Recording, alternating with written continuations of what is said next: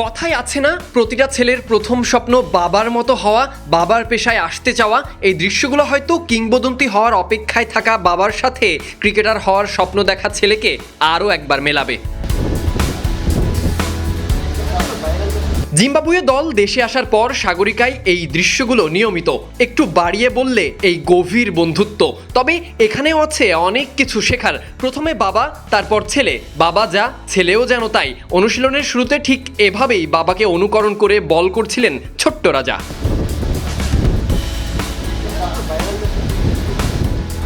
শুধু অনুকরণ নয়, বাবার কাছ থেকে নিয়েছেন গ্রিপিং টিপস, এরপর সেই অনুযায়ী বল করেছেন ছোট রাজা। এরপর যখন স্টাম্প ভাঙলো কিংবা বল ভালো হলো, তখন খুশিতে হয়েছেন আত্মহারা।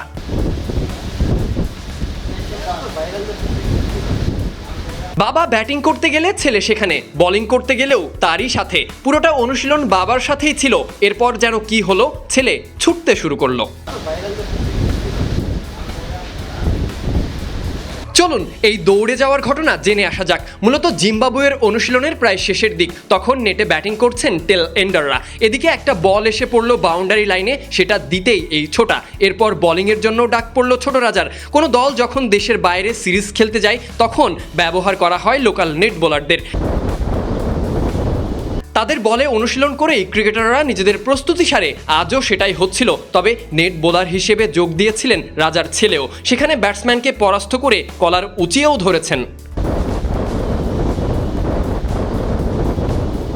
জিম্বাবুয়ে দল বাংলাদেশ সফরে আসার পর থেকেই এই মোহনীয় দৃশ্য দেখা গেছে বারবার। অনুশীলনের শেষে বাবা ছেলে গল্প করছিলেন একসাথে। তখন ঘটেছে আরও এক ঘটনা। গ্রাউন্ডসম্যানরা ছবি তুলতে এসেছেন জিম্বাবুয়ে ক্রিকেটের পোস্টার বয়ের সাথে। ওনারা আসতেই ছেলে নিজে থেকে সরে দাঁড়িয়েছে, ছবি তোলার জায়গা করে দিয়েছে। এরপর এভাবেই একসাথে মাঠ ছেড়েছে বাবা ছেলে। Sadiq Ahmed, Sunny, BD Cric time.